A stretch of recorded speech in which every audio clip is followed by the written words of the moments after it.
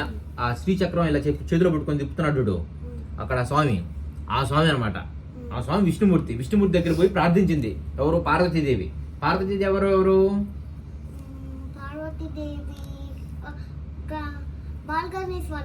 Yes, Balaganesh వాళ్ళ అమ్మ, మహాశివుడి భార్య.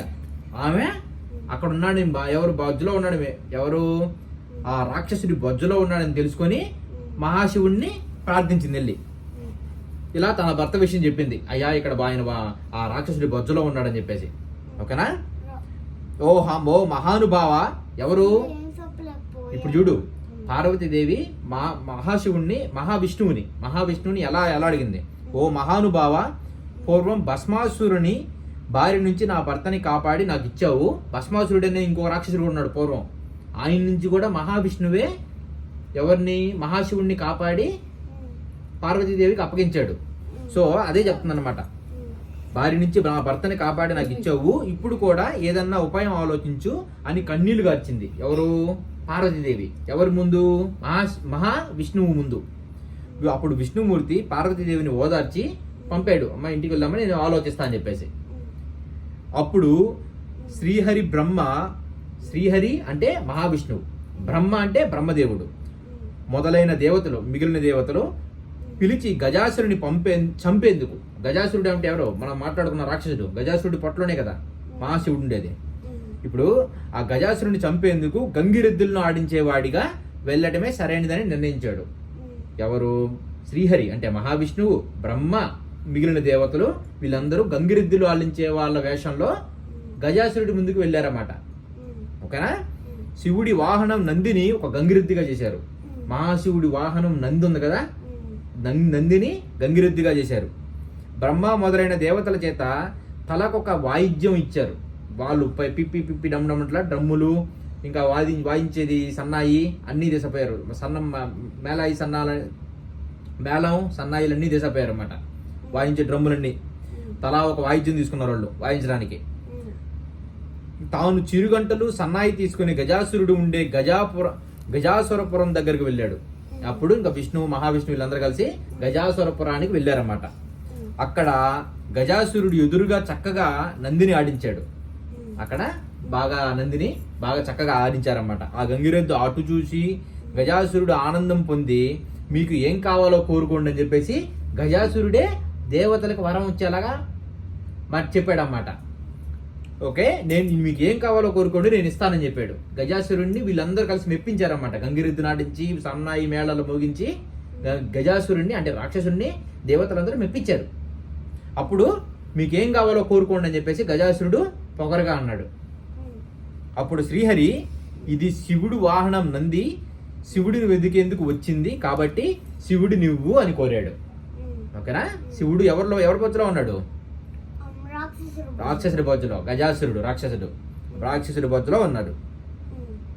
ఆ మాటలకు నిర్ఘాంతపడిన గజాసురుడు గంగిరెద్దులను ఆడించేందుకు వచ్చిన వాడు శ్రీహరి అని తెలుసుకుని తనకు చావు తప్పదని అర్థం చేసుకున్నాడు. అప్పుడు తన పొట్టలోపల ఉన్న శివుణ్ణి, నా శిరస్సు అందరికీ పూజనీయంగా ఉండాలి, నా చర్మం నువ్వు ధరించాలి అని కోరుకున్నాడు. ఆయన గజాసురుడి చర్మాన్ని శివుడు ధరించాలని కోరుకున్నాడు. ఆయన శిరస్సు, గజాసురుడి యొక్క శిరస్సు అంటే తల, ఆయన తల అందరికీ పూజనీయంగా అంటే అందరూ దండం పెట్టే విధంగా ఉండాలని చెప్పేసి గజాసురుడు కోరుకున్నాడు అన్నమాట. ఎవరు? చనిపోకముందు. అప్పుడు నంది తన కొమ్ములతో గజాసురుడిని పొట్ట చేర్చగా అని కోరుకున్నాడు. తర్వాత తనను చంపేందుకు శ్రీహరికి అనుమతిచ్చాడు. అప్పుడు మహావిష్ణువు నంది చేత పొట్టలో కొమ్ములతో పొడిచిన తర్వాత శివుడు బయటకు వచ్చాడు. అప్పుడు హరి శివుడితో చెడ్డవారికి ఇలాంటి వరాలు ఇవ్వకూడదు, మహావిష్ణువు మహాశివుడితో చెడ్డవాళ్ళకి ఇలాంటి వరాలు ఇవ్వకూడదు, ఇస్తే పాముకు పాలు పోసినట్టే అవుతుంది అని చెప్పాడు. వీడ్కోలు పలికి తను కూడా వైకుంఠానికి వెళ్ళిపోయాడు. అప్పుడు బ్రహ్మ మహావిష్ణువులు ఇద్దరు కలిసి వైకుంఠానికి వెళ్ళిపోయారు. శివుడు కైలాసానికి వెళ్ళిపోయాడు. అది కథ. అర్థమైంది కదా? ఇప్పుడు వినాయకుడు ఎలా పుట్టాడు దాని గురించి ఇప్పుడు అన్నమాట. ఓకేనా? కైలాసంలో ఉన్న పార్వతీదేవి శివుడు వస్తాడన్న వార్త విని తలస్నానం చేయాలని ఎవరు మహాశివుడి భార్య ఆవిడ స్నానానికి తలస్నానం చేయాలని నిర్ణయించుకొని నలుగు పిండితో ఒక పిల్లవాడిని తయారు చేసింది. నలుగు పిండి ఉంది కదా, నలుగు పిండి అంటే మనం స్నానం చేసేది రుద్దుకునేది అనమాట. ఆ నలుగు పిండితో అప్పుడు ఆ నలుగు పిండితో ఒక పిల్లవాడి రూపాన్ని తయారు చేసింది. ఆ పిల్లవాడి రూపానికి ప్రాణం పోసింది. అతనికి ప్రాణం పోసి గుమ్మం ముందు ఉంచింది. గుమ్మం అంటే వాకిటి ముందు, ఓకేనా? ఇంట్లోకి ఎంట్రన్స్ ఉంటుందా, దాన్ని వాకిలి ఆర్ గుమ్మం అంటారు, లేదా గుమ్మం. స్నానం చేసిన తర్వాత నగలతో అలంకరించుకుని శివుడి కోసం ఎదురు చూడటం మొదలుపెట్టింది. ఎవరు? పార్వతీదేవి. ఇది ఇలా ఉండగా శివుడికి లోపలికి వస్తుండగా గుమ్మంలో ఉన్న పిల్లవాడు అడ్డు చెప్పాడు. గుమ్మంలో ఉన్న పిల్లవాడు ఎవరు అడ్డు చెప్పింది? కోపం తెచ్చుకున్న శివుడు త్రిశూలంతో ఆ బాలుడి కంఠం నరికేశాడు. మహాశివుడు వాళ్ళ తండ్రి తన కొడుకు బాల గణేశుని యొక్క తలని నరికేశాడు కోపం వచ్చి. ఎందుకంటే నాకే అడ్డం వస్తావా, నువ్వెవరో నాకు తెలియదు అని చెప్పేసి పిల్లవాడిని తలని నరికేశాడు. లోపలికి వెళ్ళిన శివుడికి పార్వతీదేవి ఎదురు వచ్చి పూజించి కూర్చోబెట్టి మాట్లాడుతుండగా గుమ్మంలో ఉన్న పిల్లవాడి ప్రసక్తి వచ్చింది. లోపలికి వెళ్ళి శివుడు తల్లి నరికేసి లోపలికి వెళ్ళిపోయాడు. అప్పుడు పార్వతీదేవి కూర్చొని మాట్లాడుతూ ఉంటే అప్పుడు గుమ్మంలో ఉన్న పిల్లవాడి ప్రస్తావన వచ్చింది. ఎవరో గుమ్మంలో ఉన్న పిల్లవాడు అని చెప్పేసి. అప్పుడు శివుడు తాను చేసిన పనికి బాధపడి తన కుమారుడే అని తెలిసి తను చేసిన పనికి బాధపడి తాను తీసుకువచ్చిన గజాసురుడిని శిరస్సు, ఎవరు గజాసురుడు అప్పుడు ఏం వరం కోరుకున్నాడు? నా తల పూజ్యనీయం, అందరూ నమస్కరించేదగ్గ విధంగా ఉండాలనుకున్నాడు. గజాసురుడి ముఖం ఏంది? ఒక ఏనుగు ముఖం అన్నమాట కదా. సో ఆ బాలుడికి ఆ తెచ్చిన గజాసురుడి ముఖం ఏదైతే ఉందో దాన్ని ఈ చనిపోయిన బాలుడికి, తల నరికేశాడు కదా, ఆ చనిపోయిన బాలుడికి అమర్చారన్నమాట.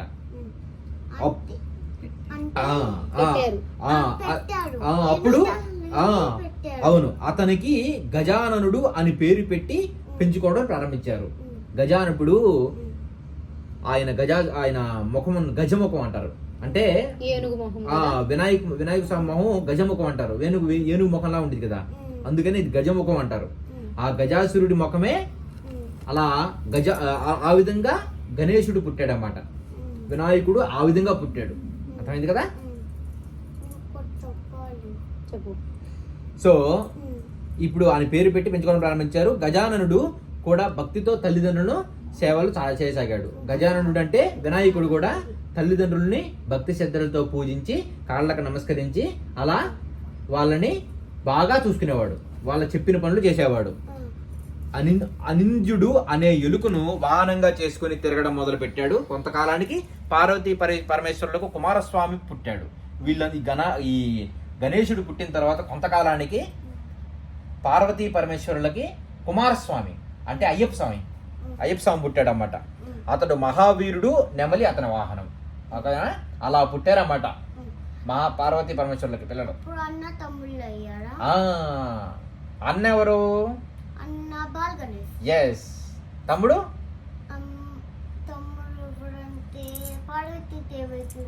కుమారస్వామి. ఎస్ కదా. ఇప్పుడు విఘ్నేశాధిపత్యం అంటే విఘ్నేశ్వరుడు అధిపతి ఎలాగయ్యాడు, గణాలకన్నిటికీ అధిపతి ఎలా అయ్యాడు అంటే, గణాలంటే దేవతలందరికీ అధిపతి, అందరూ ఆయన చెప్పిందే వినాలన్నమాట. ఓకేనా. ఒకరోజు దేవతలు, మునులు, మానవులు పరమేశ్వరుని సేవించి అంటే మహాశివుడిని సేవించి విఘ్నములకు ఒక అధిపతినివ్వండి అంటే, విఘ్నములంటే ఆటంకాలు. ఏ పని చేసినా కానీ మనకి పని కాదనమాట, దాన్ని విఘ్నాలు అంటాం. ఓకేనా. విఘ్నములకు ఒక అధిపతినివ్వండి, ఓకేనా, విఘ్నములకు ఒక అధిపతినివ్వండి అని కోరారు. తాను పెద్దవాడు కాబట్టి ఆ నాయకత్వ పదవి తనకే ఉండాలని గజాననుడు కోరాడు. అంటే కుటుంబంలో తాను పెద్దోడు. గజాననుడు పొట్టిగా ఉంటాడు, తగిన అర్హతలు లేవు కాబట్టి ఆధిపత్యం తనకే ఇవ్వాలని కుమారస్వామి తండ్రిని కోరాడు. గజాననుడు అంటే గణపతి బాల గణేష్ పొట్టిగా ఉంటాడు, అంత దాన్ని బొజ్జు ఉండిద్ది, అవన్నీ పనులు చక్క పెట్టలేడు, వాటికి వారసునిగా నన్ను చేయండి, అంటే వాడికి అధిపతిగా నన్ను చేయండి అని చెప్పేసి కుమారస్వామి తండ్రిని కోరుతాడు. శివుడు వారితో, మీలో ఎవరు 3 లోకాలని పుణ్య నదుల్లో స్నానం చేసి ముందుగా నా దగ్గరికి వస్తారో వారికి ఆధిపత్యం ఇస్తాను అని చెప్పాడు. అర్థమైంది కదా? అంటే ముల్లోకాలు అంటే 3 లోకాల్లో తిరిగి ఆ 3 లోకాల్లో ఉన్న పుణ్య నదుల్లో స్నానం చేసి తిరిగి తండ్రి దగ్గరికి రావాలి. అవి ఎవరైతే ముందు వస్తారో వాళ్ళకి నేను విఘ్నాధిపత్యం, విఘ్నేశాధిపత్యం అంటే విఘ్నములకు వాళ్ళని అధిపతి చేస్తాను అని చెప్పాడు. శివుడు వారితో ఇంకా కుమారస్వామి తన నెమల వాహనం కదా కుమారస్వామిది, నెమలి వాహనం మీద ఎక్కి వేగంగా ముల్లోకాలకు తిరగడానికి వెళ్ళిపోయాడు. గజాననుడు బాధపడుతూ తండ్రి దగ్గరికి వెళ్ళి నమస్కరించి, అయ్యా, నా గురించి తెలిసి కూడా ఈ విధంగా చెప్పడం మీకు సరైనదా? ఎందుకంటే నాకు బొజ్జుంది, నేను అంత చురుగ్గా పరిగెత్తలేను, నేను ఎంత పరిగెత్తినా అంత అన్ని పనులు చేయలేను అని చెప్పేసి ఏడుస్తూ శివుడి దగ్గరికి వెళ్ళి వేడుకుంటాడు. ఇలాంటి ఈ షరతు పెట్టడం మీకు సమంజసమేనా అడుగుతాడు. ఈ పాద సేవకుడి నా యందు దయ చూపి తగిన ఉపాయం చెప్పండి అని కోరుకుంటాడు. ప్రదక్షిణం చేయాలి, ఇది అన్ని తీర్థాలలో తిరిగిన స్నాన ఫలితాన్ని ఇస్తుంది అని చెప్పాడు. అంటే తల్లిదండ్రుల చుట్టూ ప్రదక్షిణాలు చేసి వాళ్ళకి దండం పెట్టిన ఆ పుణ్యం ఏదైతే ఉందో అది ముల్లోకాల్లో తిరిగి ఆ పుణ్య నదుల్లో స్నానం చేసిన దానితో సమానం అన్నమాట. అర్థమైంది కదా?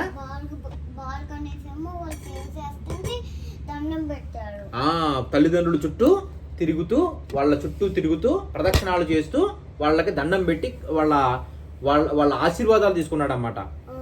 ఆ విధంగా చెప్పగానే వినాయకుడు అదే విధంగా చేశాడు. నారాయణ మంత్రం జపిస్తూ ఆ మంత్ర ప్రభావం వల్ల గంగానదిలో స్నానమాడేందుకు వెళ్ళిన కుమారస్వామికి తనకంటే ముందుగానే గజాననుడు ఆ నదిలో స్నానమాడి తనకు ఎదురుగా వస్తున్నట్టు ఆ నారాయణ మంత్రం జపించడం వల్ల ఈ కుమారస్వామికి తను అక్కడికి వెళ్లే ముందుకే వినాయకుడు అక్కడ ప్రత్యక్షమయ్యి అక్కడ స్నానమాడి మళ్ళీ వెళ్ళి వెనక్కి వెళ్తుండగా కనిపిస్తాడన్నమాట, అక్కడికి వెళ్ళకపోయినా గానీ. అర్థమైంది కదా? ఆ విధంగా నమస్కారం చేస్తుంటే పొట్ట నేలకు తగిలింది కానీ చేతులు నమస్కారం చేయలేకపోతలకి ఆ విధంగా చూసిన చంద్రుడు పగలబడి నవ్వాడు. ఇలా ఈ విధంగా గణపతి కష్టాలు పడుతుండగా శివుడి తల మీద ఉన్న చంద్రుడు పగలబడి, చంద్రుడు ఎక్కడ ఉన్నారు? శివుడి తల మీద ఉన్నాడు. ఓకేనా? చంద్రుడు పగలబడి ఎగతాళిగా నవ్వాడు. రాజదృష్టి సోకితే రాళ్ళు కూడా నుగ్గుతాయి అన్న సామెత అనుసరించి రాజదృష్టి తోకితే రాళ్ళు కూడా అంటే అది చెడు దృష్టి అనమాట. ఓకేనా? చెడు దృష్టి ఎవరికైనా సోకితే రాళ్ళు కూడా నుగ్గవుతాయి, ఆ రాళ్ళు కూడా పిండి అవుతాయి అని దాని అర్థం. ఓకేనా? చూడు, రాళ్ళు కూడా పిండి అవుతాయి అన్న సామెత అనుసరించి, అలాంటి సామెత బట్టి వినాయకుడి పొట్ట పగిలి లోపల ఉన్న కుడుములు మొదలైనవి చుట్టుపక్కల దొర్లాయి అనమాట. అంటే ఈ దృష్టి ఎవరి దృష్టి? చంద్రుడి దృష్టి వినాయకుడి మీద పడడం వల్ల, అంటే చెడు దృష్టి తగడం వల్ల, ఆ దిష్టి తగలడం వల్ల దానివల్ల కుడుములన్నీ పొట్ట పగిలిపోయి కుడుములన్నీ నేలపై పడి దొల్లాయి అన్నమాట. వెంటనే వినాయకుడు మరణించాడు, వినాయక స్వామి చచ్చిపోయాడు. పార్వతి ఏడుస్తూ చంద్రుని చూసి, పాపాత్ముడా, నీ దృష్టి తగిలి నా కుమారుడు మరణించాడు, కాబట్టి నిన్ను చూసిన వాళ్ళు పాపాత్ములై నీలాప నిందులు పొందుతారు అని శపించింది. అంటే ఆయన వల్ల నీ దృష్టి తగిలి వినాయకుడు ఆయన మొత్తం పొట్ట పగిలి చచ్చిపోయాడు కదా, అందుకని చెప్పేసి మరణించాడు. కాబట్టి పాపాత్ముడా, నిన్ను చూసిన వాళ్ళు, నీ దృష్టి తగిలిన నా కుమారుడు మరణించాడు కాబట్టి నిన్ను చూసిన వాళ్ళు పాపాత్ములై నీలాప నిందలు పొందుతారు. అంటే నీలాప నిందలంటే వాళ్ళు చెయ్యని పనికి వాళ్ళు శిక్ష అనుభవిస్తారు, లేకుంటే తిట్లు తింటారు. నీలాప నిందలంటే వాళ్ళు, నువ్వు ఒక పని చేయలేదు, జ్ఞాన్వి ఏదో పని చేసింది, జ్ఞాన్వి చేసిన పనికి నిన్ను తిడతారు కదా, అలాగ నువ్వు చెయ్యకపోయినా కానీ వేరే వాళ్ళు చేసిన పనికి నిన్ను తిట్లు తిడతారు. ఎందుకు? చంద్రుడిని చూస్తే. ఓకేనా? చంద్రుడిని చూస్తే ఆ విధంగా తిట్లు, నీలాప నిందులు పొందుతారు అని చెప్పించింది చంద్రుడిని. చూడు చెప్పేది నువ్వు పూర్తిగా స్టోరీ విన్నావు. ఓకే, ఇప్పుడు ఎవరు శపించింది? పార్వతీదేవి. బాలగణేష్ చనిపోయాడు కదా, ఓకేనా. అదే సమయంలో ఋషిపత్నులకు నీలాపనిందులు. అదే సమయంలో సప్త మహర్షులు యజ్ఞం చేస్తూ, సప్త మహర్షులు అంటే 7 ఋషులు, మహారుషులు, వాళ్ళు యజ్ఞం చేస్తూ తమ వాళ్ళ భార్యలతో అగ్ని ప్రదక్షిణ చేస్తున్నారు, అగ్ని చుట్టూ తిరుగుతున్నారు. అగ్నిదేవుడు ఋషి పత్నులను అంటే ఋషి యొక్క భార్యలను చూసి మోహించి మహర్షులు తనను శపిస్తారేమో అనే భయంతో మహర్షులు అగ్నిదేవుడిని శపిస్తారనే భయంతో రోజు రోజుకు బలహీనంగా మారిపోవనారంభించాడు. అంటే బలహీనంగా అంటే అగ్ని సన్నగా మనడం మొదలుపెట్టాడు. అది అగ్ని భార్య స్వాహాదేవి గ్రహించి, అగ్ని భార్య స్వాహాదేవి, ఓకేనా. అగ్నిదేవుడికి కూడా భార్య ఉంది, ఎవరు? ఆమె పేరు స్వాహాదేవి. ఆవిడ గ్రహించి అరుంధతి రూపం తప్ప మిగిలిన ఋషి పత్నుల రూపం ధరించి అరుంధతి రూపం, అది అరుంధతి నక్షత్రం ఉంది కదా, ఆ రూపం తప్ప మిగిలిన ఋషిపత్నుల రూపం ధరించి భర్తకు సంతోషం కలిగించింది అనమాట. అంటే ఋషి యొక్క భార్యలు, ఆ ఋషుల యొక్క భార్యలు ఎటువంటి రూపాల్లో ఉంటారో ఆ రూపాలు ధరించి భర్తకు సంతోషం కలిగించింది. ఋషులు తమ భార్యల రూపంలో ఉన్న స్వాహాదేవిని చూసి తమ భార్యలే అనుకుని భ్రమపడి వారిపై కోపం తెచ్చుకున్నారు. అక్కడ ఋషులు పక్కన ఉన్న స్వాహాదేవి వాళ్ళ భార్యల రూపంలో ఉంది కదా, వాళ్ళు తమ భార్యలో అనుకుని ఆమె పైన కోపం తెచ్చుకున్నారు. పార్వతి ఇచ్చిన శాపం ఫలితంగానే ఋషిపత్నులకు ఈ నీలాపనింద కలిగింది. దేవతలు, మునులు, ఋషిపత్నులు ఈ నీలాపనిందలను గూర్చి పరమేష్ఠుకి తెలిపారు. పరమేష్ఠి అంటే మహాశివుడు, ఓకేనా. మహాశివుడికి ఈ నీలాపనిందలు మేము చేయని తప్పులకి ఈ విధంగా మాకు తిట్లు పడుతున్నాయి అని చెప్పేసి అతడు సర్వజ్ఞుడు కావడంతో అగ్నిదేవుడి భార్యే ఋషిపత్నుల రూపం దాల్చిందని తెలుసుకుని సప్త ఋషులను సమాధానపరిచి వారితో కూడా తాను కైలాసానికి వెళ్ళి ఉమామహేశ్వరులను సేవించి చనిపోయిన విఘ్నేశ్వరుని బతికించాడు. మహారుషులందరూ కలిసి కైలాసానికి వచ్చేసి విఘ్నేశ్వరుణ్ణి అంటే బాలగణేష్ని బతికించేశారు.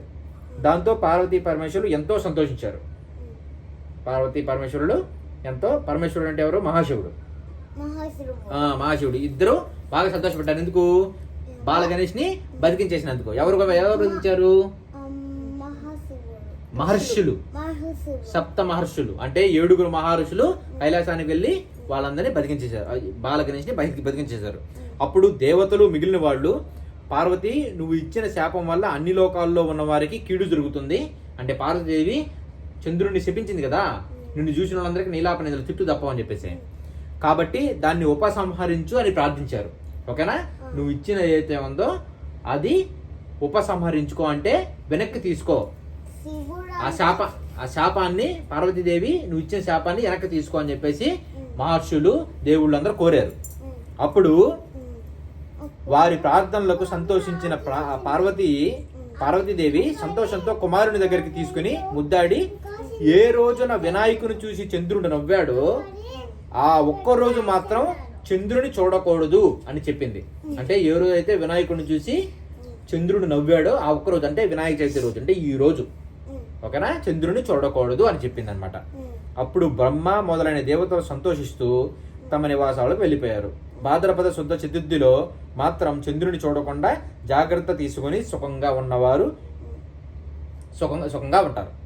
ఓకేనా. ఈ విధంగా అందరూ ఇంటికి వెళ్ళిపోయారు.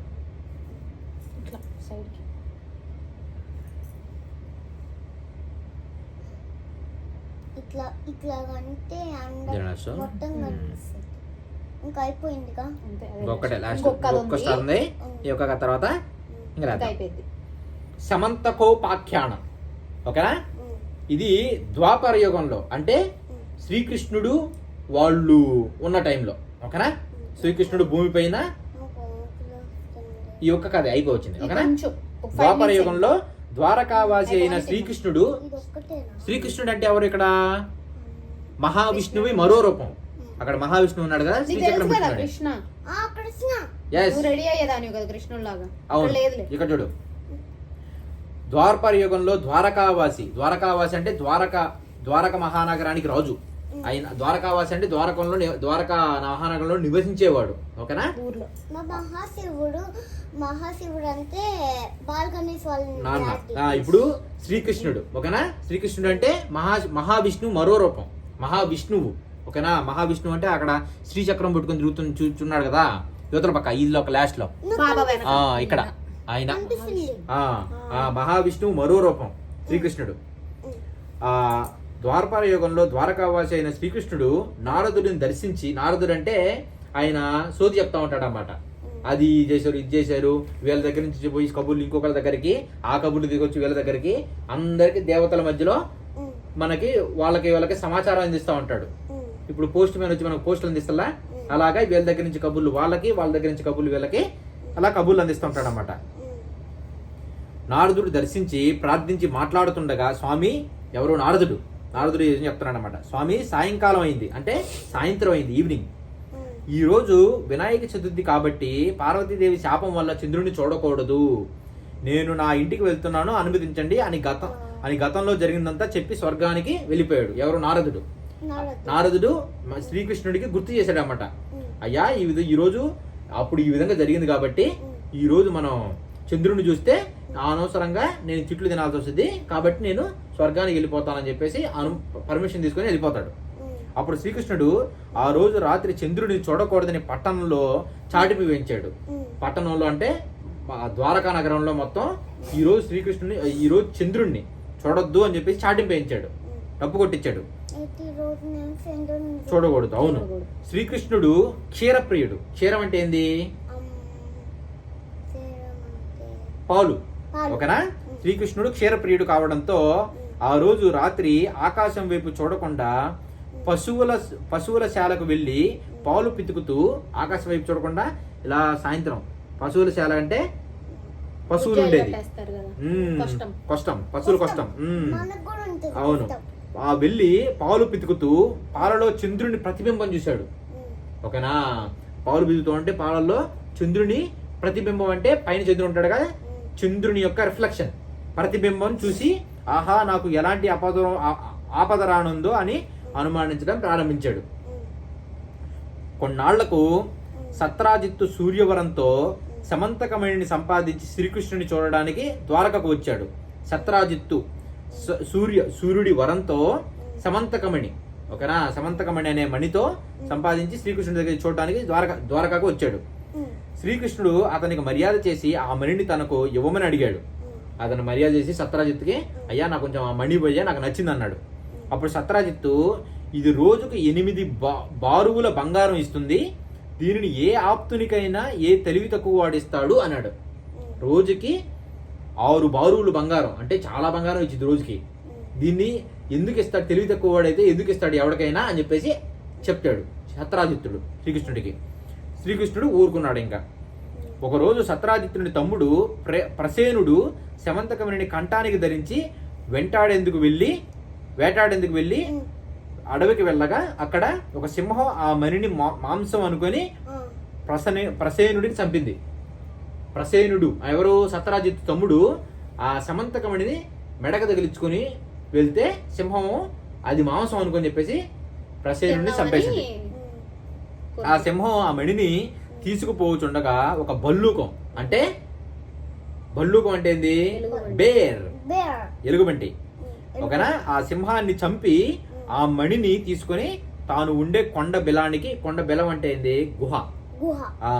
కొండ బెలానికి వెళ్ళి తన కుమార్తె జాంబవతికి ఆట వస్తువుగా ఇచ్చింది. అంటే ఈ బల్లూకం అంటే ఈ ఎలుగుబంటి యొక్క కుమార్తె జాంబవతి. ఓకేనా? ఆ జాంబవతికి ఆట వస్తువుగా ఈ సమంతకమణిని ఇచ్చింది అనమాట. సమంతకమణి అంటే తెలుసా? ఇగో ఇలాగా స్టోన్స్ ఉంటలా, ఆ స్టోన్స్ ఉంటలా వాటిని మణి. మణి. ఎస్. మరునాడు సత్రాజిత్తు తమ్ముడు మృతి వార్త విని, సత్రాజిత్తు తమ్ముడు ప్రసేనుడు ఉన్నాడు కదా, ఆయన చనిపోయాడు అని చెప్పేసి ఆ మృతి వార్త విని, నేను ఆ మణిని ఇవ్వలేదని శ్రీకృష్ణుడు నా తమ్ముడిని చంపి రత్నం, ఇక్కడ చూడు, ఆ మణి ఏదైతే ఉందో తను సత్రాజిత్తు శ్రీకృష్ణుడికి ఇవ్వలేదని చెప్పేసి శ్రీకృష్ణుడే తన తమ్ముడిని చంపాడని చెప్పేసి సత్రాజిత్తుడు అనుకున్నాడు. ఓకేనా. సత్రాజిత్తుడికి శ్రీకృష్ణుడికి కొంచెం ఈ శ్రీకృష్ణుడు మణి కావాలని అడిగాడు కదా సత్రాజిత్తుని, అది ఇవ్వలేదని చెప్పేసి సత్రాజిత్ తమ్ముడిని చంపేసి ఆ మణి తీసుకున్నాడని చెప్పేసి శ్రీకృష్ణుడు నిందించాడు అన్నమాట. ఎవరు? సత్రాజిత్తుడు. సో ఆ విధంగా చంపి రత్నం అపహరించాడు అని ఆ పట్టణంలో మొత్తం చాటింపేయించాడు సత్రాజిత్తుడు. అప్పుడు శ్రీకృష్ణుడు అది విని ఆ రోజు పాలలో చంద్రుని చూసినందువల్లే ఈ నింద వచ్చిందని భావించి దాన్ని తొలగించుకునేందుకు బంధుమిత్రులతో కలిసి అరణ్యంలో వెతకగా ఒక చోటు ప్రసేనుడు ఎవరో సత్రాజిత్తు తమ్ముడు కళేబరం అంటే అది ఉంది. సింహపు కాలిజాడలు భల్లూకం కాలిజాడ కనిపించాయి. సింహము ఆ ఎలుగుబంటి కాలిజాడలు కనిపించాయి. వాటిని అనుసరించి పోతూ ఒక పర్వత గృహద్వారంలో పరివారాన్ని వదిలి తానొక్కడే లోపలికి వెళ్ళి అక్కడ ఉయ్యాలకి కట్టబడి ఉన్న ఒక ఉయ్యాలకి ఆ మణి కట్టబడి ఉంది. ఆ మణిని తీసుకొని తిరిగి వచ్చుచుండగా అది చూసి వింత మనిషి వచ్చాడు అంటూ జాంబవతి కేకలు వేసింది. వింత మనిషి వచ్చాడని జాంబవతి కేకలు వేసింది గట్టిగా. అంతలో జాంబవంతుడు అంటే బల్లూకం రోషంగా అక్కడికి వచ్చి, బల్లూకం అంటే ఎవరు? బేర్. అరుస్తూ గోళ్లతో గుచ్చుతూ శ్రీకృష్ణుడిపై యుద్ధం ప్రారంభించాడు. ఇప్పుడు ఎలుగుబంటి శ్రీకృష్ణుడు యుద్ధం మొదలుపెట్టారు. శ్రీకృష్ణుడు అతన్ని కిందకు పడదోసి భీకర యుద్ధం ప్రారంభించాడు. శ్రీకృష్ణుడు కింద పడేశాడు. ఓకేనా. ఆ విధంగా మొత్తం 28 రోజులు యుద్ధం జరిగింది. 28 రోజులు మా ఎలుగుబంటికి శ్రీకృష్ణుడికి. చివరకు జాంబవంతుడు శక్తిహీనుడై చివరికి ఎలుగుబంటి శక్తి నశించిపోయి తనతో పోట్లాడక దిగినవాడు రావణ సంహారి అయిన శ్రీరామచంద్రుడే. తనతో పోట్లాడక దిగినవాడు రావణుడిని చంపిన శ్రీరామచంద్రుడు అని తెలుసుకుని నమస్కరించి, దేవాదిదేవ ఆర్త జనరక్షక, నిన్ను త్రేతాయుగంలో రావణాది దుష్ట రాక్షసులను చంపేందుకు వచ్చిన శ్రీరామచంద్రుడని అర్థం చేసుకున్నాను. అప్పుడు నన్ను మీరు ఒక వరం కోరుకోమన్నారు. నేను తెలివి తక్కువగా మీతో ద్వంద్వ యుద్ధం చేయాలని కోరుకున్నాను. మీ ద్వంద్వ యుద్ధం అంటే మీతో తలబడే యుద్ధం నేను చేయాలని అప్పుడు ఆ త్రేతాయుగంలో నేను కోరుకున్నాను. త్వరలో అది జరుగుతుందని మీరు చెప్పారు. అది మొదలు మీ నామస్మరణ చేస్తూ అనేక యుగాలు గడుపుతూ వచ్చాను. ఆ యుగాల నుంచి గడుపుతూ ఆ వచ్చిన వాడే జాంబవంతుడు. ఓకేనా. మీరు ఇప్పుడు నా నివాసానికి వచ్చి నా కోరిక నెరవేర్చారు. నా శరీరం అంతా శిథిలమైంది. ప్రాణాలు త్వరలో పోనున్నాయి. నా శరీరం మొత్తం ఇంకా నాశనం అయిపోయింది. ఇంకా నా ప్రాణాలు కూడా పోతాయి. జీవితేచ్ఛ నశించింది. నాకు బతికాలన్న కోరిక చనిపోయింది. నా అపచారములు క్షమించి నన్ను కాపాడు. నీకంటే నాకు వేరే దిక్కు లేదు అని ప్రార్థించాడు. ఎవరు? శ్రీకృష్ణుడిని. జాంబవంతుడు అంటే బల్లూకం. అప్పుడు శ్రీకృష్ణుడు దయతో జాంబవంతుడు తన చేతితో నిమిరి ఇట్లా అనేసి, జాంబవంత, శమంతకమణిని దొంగిలించానని నాపై వచ్చిన అపనింద తొలగించుకోవడం కోసమే నేను వచ్చాను. కాబట్టి మణిని నాకు ఇవ్వు అని వెళ్ళిపోతాను అని చెప్పాడు. అప్పుడు జాంబవంతుడు శ్రీకృష్ణుడితో మణితో పాటు తన కుమార్తెను కూడా ఇచ్చాడు. ఆ శమంతకమణితో పాటు తన కుమార్తెను కూడా తీసుకుపోవయ్యా అని చెప్పించాడు. తన ఆలస్యం వల్ల ఆందోళన చెందుతున్న బంధువులతో సైన్యంతో మణితో జాంబవతితో కలిసి తన నగరానికి వెళ్ళిపోయాడు శ్రీకృష్ణుడు. అప్పుడు తన నగరానికి వెళ్ళాడు. సత్రాజిత్తుని పిలిపించి అందరినీ పిలిచి జరిగినదంతా వివరించి మణిని ఇచ్చేశాడు సత్రాజిత్తుకి. అప్పుడు సత్రాజిత్తు అయ్యో లేనిపోయిన నిందమోపి దోషానికి పాల్పడ్డానని వివరించాడు.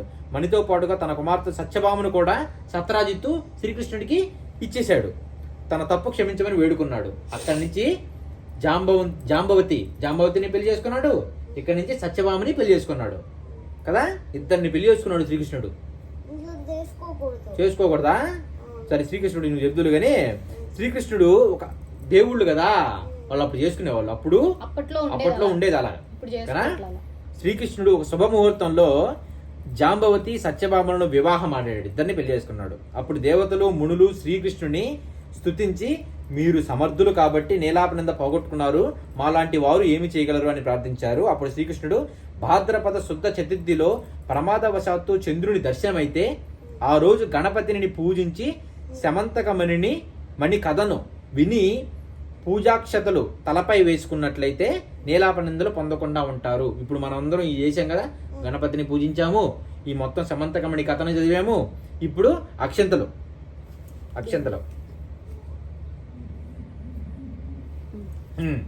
అక్షంతలు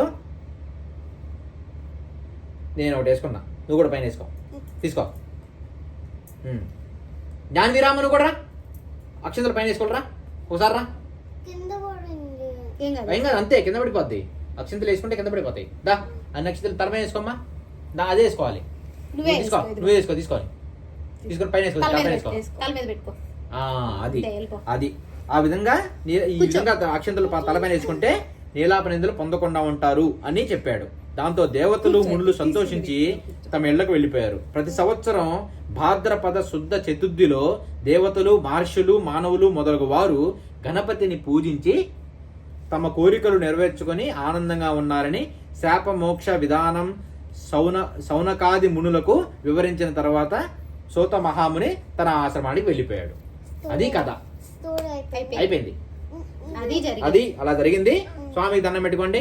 స్వామి మేమంతా బాగుండాలి, స్వామి మేమంతా బాగుండాలి, అందరూ బాగుండాలి, అందరూ బాగుండాలి, బాగా చదువుకోవాలి, బాగా చదువుకొని మంచిగా ఉండాలి, అందరూ ఆరోగ్యంగా ఉండాలి, అందరూ ఆరోగ్యంగా ఉండాలి, 3 పూట్ల సరిగా తినగలగాలి, 3 పూటలు సరిగా తినగలగాలి, అంతా మంచిగా జరగాలి, అంత మంచిగా జరగాలి, నన్ను ఆశీర్వదించు, నన్ను ఆశీర్వదించు.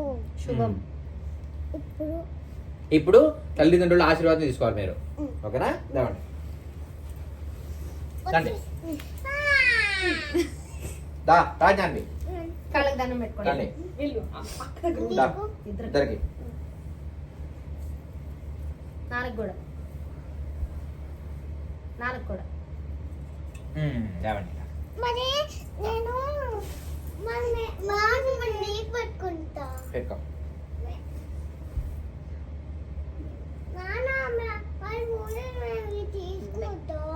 ఇంకా తీసుకోండి. అయిపోయింది ఇంకా. ఓకేనా? స్వామికి కూడా దండం పెట్టేసరిగా అయిపోయింది.